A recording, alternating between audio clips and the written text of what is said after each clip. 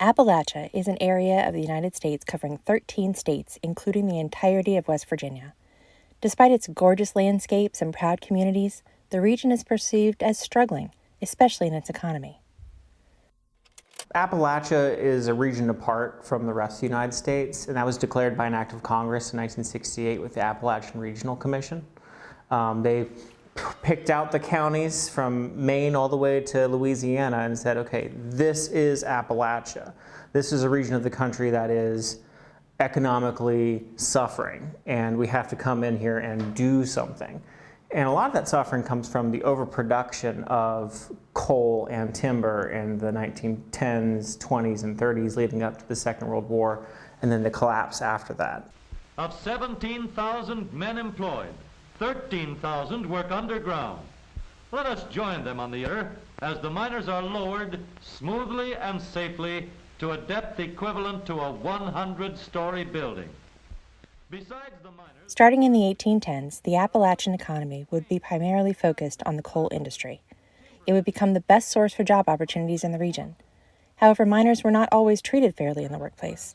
Unions began to form within the mines, giving way to the United Mine Workers of America.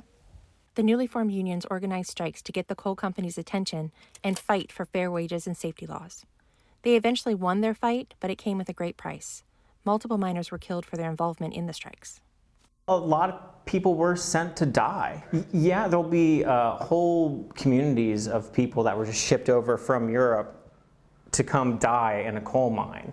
And their coal mine would collapse, and there'd be no one locally who really knew these people. But you'd have entire communities in, Italy, Poland, Eastern Europe who would mourn, and they're still mourning the loss of, these men and women who just disappeared. Among fair wages and safety laws, miners would also fight for health benefits. Those within the mines were subject to coal dust and were likely to contract the disease known as black lung. President Nixon would sign the black lung benefits in 1972, granting better benefits to retired miners and widows.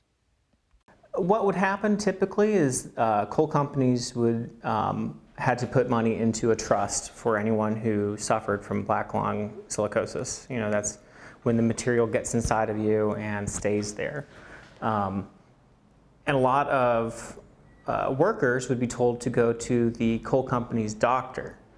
And that doctor has a financial incentive to not say that you have black lung, that you have asthma, this is caused by something other pre-existing condition, and they weren't covered. So you'd have hundreds of people who would have, a debilitating illness where they could not breathe, caused by where they would work, and then their work wouldn't be there to protect them afterwards.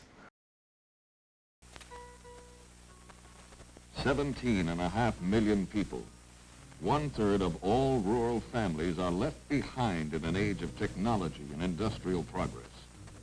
Families, some of them large families, make less than $3,000 a year. Because of the high demand for coal in the region, the economy became primarily focused on the coal industry, subsequently leaving many to struggle to find opportunities both in and outside the business. In 1964, President Lyndon B. Johnson incited his war on poverty. We lost the war on poverty. We still have people in poverty. You declare a war, you have a goal to end poverty as we know it, and it's still there, same places. We've had a demonstration farm program in connection with our work to help improve on livestock and on having better crops and in building up the soil and various forms of conservation. But we have moved more to the project method in order to suggest ways in which our people can at least supplement their income. One of the things that we are trying to do is to carry on work at our sorghum mill. One of the firm convictions that we do have about our mountain people is that they do want to help themselves if given an opportunity. It doesn't necessarily have to be a sorghum project, but we feel one of the most important things is that local communities organize themselves and attempt to work at helping themselves together rather than depending on someone else to come in from the outside and furnish all the resources in terms of leadership and finances. It'll mean most when local communities can organize themselves and develop projects together. But industry... In an effort to strengthen the Appalachian economy and pull the region out of poverty, the Appalachian Regional Commission was created in 1965. Initially, it was an organization that worked closely with the communities in the region. I feel like the Appalachian Regional Commission has drifted a lot from its original mission, where it was providing community support and getting input from people locally. So a lot of that came from the bottom up. And as soon as you started organizing poor people, that became too much of a problem for the people at the top. So the Appalachian Regional Commission is really just a ghost of what it was as far as a poverty and jobs program.